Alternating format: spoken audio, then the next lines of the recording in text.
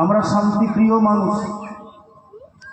ইসলাম ধর্মের অর্থ হলো শান্তি।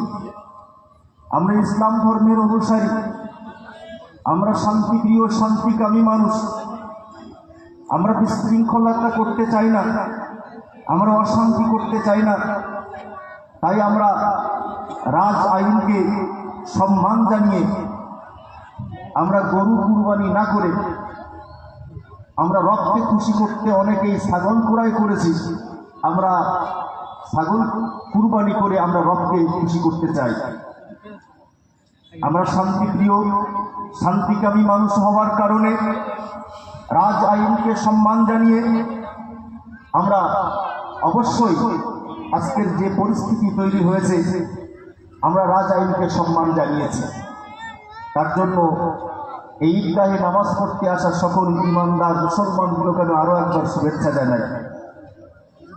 তবে মনে রাখতে হবে, বিষণ্ণত হওয়ার কিছু নেই, বেদনা পাওয়ার কিছু নেই। তার কারণ আমরা হাদিসে নববীতে যা ঈদ উল আজহা সম্পর্কে, কুরবানি সম্পর্কে জ্ঞাত হয়েছি, জেনেছি যে নবী করিম সাল্লাল্লাহু আলাইহি ওয়াসাল্লাম তিনি কুরবানি করেছিলেন।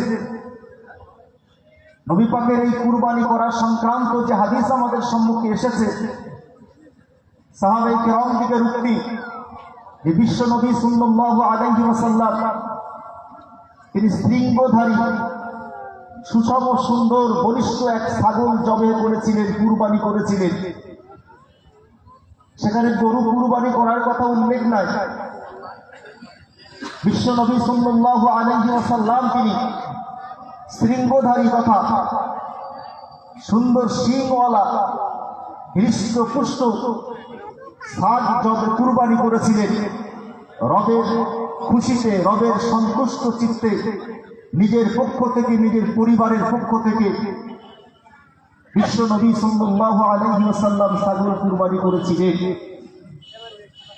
অতএব যে নবী ছাগল কুরবানি করে রবকে খুশি করেছিলেন, আমরা যদি আজ ইচ্ছা ছিল, মনের স্বাদ ছিল, বাসনা ছিল যে গরু কুরবানি করতে যখন পারলাম না, মনে রাখতে হবে বিষণ্ণতা হওয়ার কিছু নেই।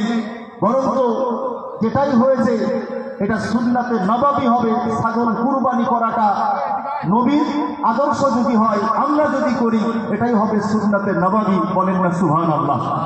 অতএব যেটাই হয়েছে আমাদের জন্য অকল্যাণের কিছু হয়নি, যেটাই ঘটেছে আমাদের জন্য অমঙ্গলের কিছু হয়নি, এটা ইমানদার মুসলমান দিগের জন্য কল্যাণ হয়েছে। মনে রাখতে হবে, আমাদের যে পরিস্থিতি সামনে আসুক না কেন, আল্লাহর দিকে রুজু করে আমরা যদি শান্ত থাকতে পারি, ধৈর্যের পরিচয় দিতে পারি, তবে মনে রাখতে হবে বিশ্ব নবী সাল্লাল্লাহু আলাইহি ওয়াসাল্লাম হুদাইবিয়ার সন্ধি করেছিলেন। আপাত দৃষ্টিতে সাহাবায়ে কেরামরা দেখেছিলেন যে মুসলমানদের হার হয়েছে এই সন্ধিতে, কিন্তু দেখতে পাওয়া গেছিল আপাত দৃষ্টিতে যেটাই ঘটুক না কেন, এমনকি উমরে ফারুক রাদিয়াল্লাহু তাআলা আনহুর মতো সাহাবা রাগান্বিত হয়েছিলেন ওই সিদ্ধান্তের কারণে। পরবর্তীকালে জানা গেছিল ওই সিদ্ধান্তের কারণেই ইমানদার মুসলমানদের জয় জয়কার হয়েছিল। আল্লাহ বলেছিলেন ইন্না ফাতাহনা লাকা ফাতহাম মুবিনা, এর ভিতর দিয়ে ইমানদার দিগের জন্য জয় রয়েছে। বলেন সুবহানাল্লাহ।